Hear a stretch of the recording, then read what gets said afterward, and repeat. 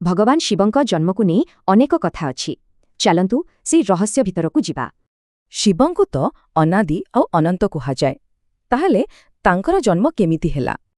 ଏ ପ୍ରଶ୍ନକୁ ନେଇ ତ ଅନେକ ପୁରାଣରେ ଅଲଗା ଅଲଗା କାହାଣୀ ଅଛି, ସମସ୍ତଙ୍କର ନିଜ ନିଜ କଥା। ଆସନ୍ତୁ ଶିବପୁରାଣରୁ ଆରମ୍ଭ କରିବା, ଯୋଉଟା ସବୁଠୁ ଅଧିକ ପ୍ରଚଳିତ। ଶିବପୁରାଣ କହେ ଶିବ ହେଉଛନ୍ତି ସ୍ୱୟମ୍ଭୁ, ମାନେ ତାଙ୍କର କେହି ବାପା ମା ନାହାନ୍ତି। କିନ୍ତୁ କଥା ଏତିକିରେ ସରେନି, ଆଉ କିଛି ପୁରାଣରେ ପୁରା ଅଲଗା କାହାଣୀ ଅଛି।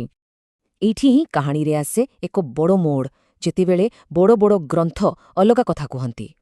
ଦେଖନ୍ତୁ, ଶିବ ଆଉ ବିଷ୍ଣୁ ପୁରାଣ ଭିତରେ ମତଭେଦଟା କେତେ ସ୍ପଷ୍ଟ। ଆଉ ଗୋଟେ କାହାଣୀ ଅଛି ଯୋଉଠି ବ୍ରହ୍ମା ଆଉ ବିଷ୍ଣୁଙ୍କ ଭିତରେ ଝଗଡ଼ା ହେଉଛି। ଏହି କାହାଣୀ ଦେଖାଏ ଯେ ଶିବଙ୍କର କୌଣସି ଆରମ୍ଭ କିମ୍ବା ଶେଷ ନାହିଁ। କିନ୍ତୁ ସେ କାହାଣୀର କଣ ହେଲା ଯେଉଁଠି ଶିବ ବ୍ରହ୍ମାଙ୍କ ପୁଅ ହୋଇ ଜନ୍ମ ହୋଇଥିଲେ? ବିଷ୍ଣୁ ପୁରାଣ ଅନୁସାରେ ସେତେବେଳେ କେବଳ ବିଷ୍ଣୁ ଥିଲେ, ତାଙ୍କ ନାଭିରୁ ହିଁ ବ୍ରହ୍ମା ବାହାରିଲେ। ତ ସୃଷ୍ଟି ଆରମ୍ଭ କରିବା ପାଇଁ ବ୍ରହ୍ମାଙ୍କୁ ଗୋଟେ ପିଲା ଦରକାର ଥିଲା। ସେଥିପାଇଁ ସେ କଠୋର ତପସ୍ୟା କଲେ। ବ୍ରହ୍ମା ତା ନାଁ ଦେଲେ ରୁଦ୍ର, ମାନେ ଯିଏ କାନ୍ଦେ। ହେଲେ ପିଲାଟିର କାନ୍ଦ ବନ୍ଦ ହେଲାନି।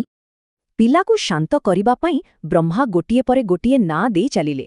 ଶେଷରେ ପୁରା 108ଟି ନାଁ ଦେଲା ପରେ ଯାଇ ସେ ଶାନ୍ତ ହେଲେ। ହେଲେ ଏବେ ଦେବୀ ମହାପୁରାଣର କଥା ଶୁଣନ୍ତୁ। ଏଇଟା ପୁରା ଅଲଗା ଆଉ ଆହୁରି ଆଶ୍ଚର୍ଯ୍ୟଜନକ। ଏଥିରେ ନାରଦ ଯେତେବେଳେ ବ୍ରହ୍ମାଙ୍କୁ ପଚାରନ୍ତି, ସେ ତ୍ରିଦେବଙ୍କ ଜନ୍ମର ଏକ ବଡ଼ ରହସ୍ୟ ଖୋଲିଦିଅନ୍ତି। ଏହି ପୁରାଣ ଅନୁସାରେ ତ୍ରିଦେବଙ୍କ ମାତା ହେଉଛନ୍ତି ଦେବୀ ଦୁର୍ଗା ଆଉ ପିତା ହେଉଛନ୍ତି କାଳ ସଦାଶିବ। ତେବେ ଏତେ ଅଲଗା ଅଲଗା କାହାଣୀ କାହିଁକି? ସବୁ ପରସ୍ପରଠାରୁ ଭିନ୍ନ କାହିଁକି? କାରଣ ଏ କାହାଣୀଗୁଡ଼ିକ ଇତିହାସ ନୁହେଁ, ବରଂ ଗଭୀର ଦାର୍ଶନିକ ତତ୍ତ୍ୱର ପ୍ରତୀକ। ତେବେ ଏସବୁ କାହାଣୀର ପ୍ରକୃତ ଉଦ୍ଦେଶ୍ୟ କଣ? କେବଳ ଘଟଣା ବର୍ଣ୍ଣନା କରିବା ନା ଆଉ କିଛି?